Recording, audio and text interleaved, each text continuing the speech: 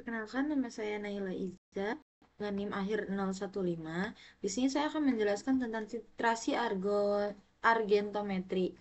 Tujuan dari praktikum ini, yang pertama menentukan konsentrasi ion klorida dalam suatu larutan menggunakan metode titrasi. Yang kedua, memahami prinsip reaksi antara ion klorida Cl- dan perak nitrat AgNO3. Yang ketiga, mengenali metode-metode titrasi argentometri dan penerapannya dalam analisis kimia. Untuk dasar teorinya, yang pertama, prinsip reaksi ion klorida dengan AgNO3 yaitu Ag plus plus Cl- menjadi AgCl yaitu berendapan putih. Kemudian reaksi ini menghasilkan endapan perak klorida yaitu AgCl yang tadi yang menjadikan dasar dalam metode analisis.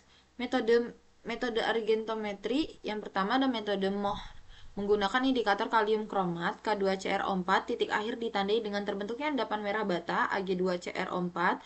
Kemudian ada metode Volhard menggunakan besi sulfat Fe2SO4 3 kali sebagai indikator titik akhir ditandai dengan warna merah akibat kompleks Fe3SCN-. Kemudian yang ketiga ada metode Fajans menggunakan indikator adsorpsi, misalnya fluorescence, perubahan warna terjadi akibat adsorpsi ion Ag+ pada permukaan endapan. Fungsi indikator dan tanda titik akhir. Yang pertama, indikator membantu mendeteksi titik akhir titrasi di mana semua ion Cl- telah bereaksi dengan AgNO3.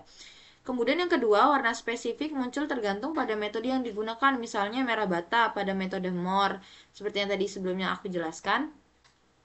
Kemudian untuk langkah-langkah praktikum, yang pertama, menyiapkan larutan sampel yang mengandung ion klorida dan larutan AgNO3 dengan konsentrasi tertentu. Kemudian menambahkan indikator sesuai metode yang digunakan.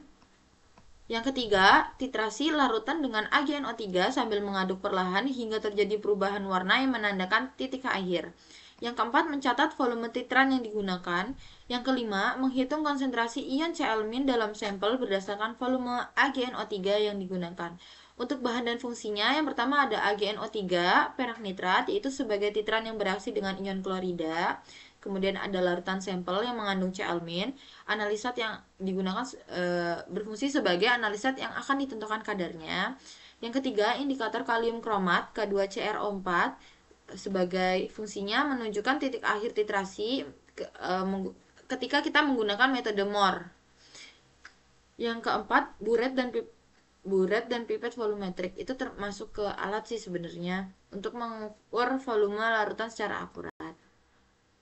Untuk analisis data dan contoh perhitungannya, seperti jika volume AgNO3 yang digunakan 25 ml dengan konsentrasi 0,1 m, maka jumlah ion Cl- dapat dihitung dengan N AgNO3 sama dengan M kali V, yaitu 0,1 dikali 0,025 menghasilkan 0,0025 mol.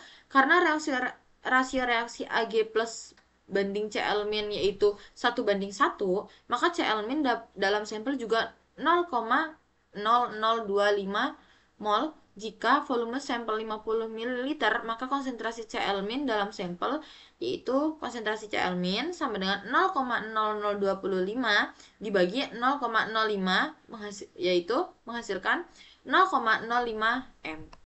Untuk hasil yang diharapkan, titik akhir titrasi ditandai dengan perubahan warna, misalnya merah bata pada metode Mohr. Untuk yang kedua, konsentrasi ion klorida dalam larutan dapat dihitung berdasarkan volume AgNO3 yang digunakan.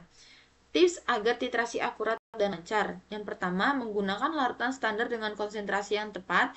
Yang kedua, menambahkan indikator dalam jumlah yang cukup. Yang ketiga, membaca buret pada posisi sejajar mata. Untuk keselamatan sama seperti sebelumnya, menggunakan APD, menghindari kontak langsung dengan larutan AgNO3 karena ia bisa membuat kulit kita menjadi iritasi. Yang ketiga, membuang limbah larutan dengan benar, terutama yang mengandung perak agar tidak mencemari lingkungan. Untuk bagian yang paling sulit yaitu menentukan titik akhir titrasi dengan akurat karena perubahan warna bisa samar. Kesalahan yang mungkin terjadi dan cara pencegahannya, yang pertama, kesalahannya yaitu terlalu banyak atau sedikit menambahkan indikator. Tapi cara mencegahnya itu menggunakan volume yang sesuai. Yang kedua, kesalahan dalam membaca volume buret.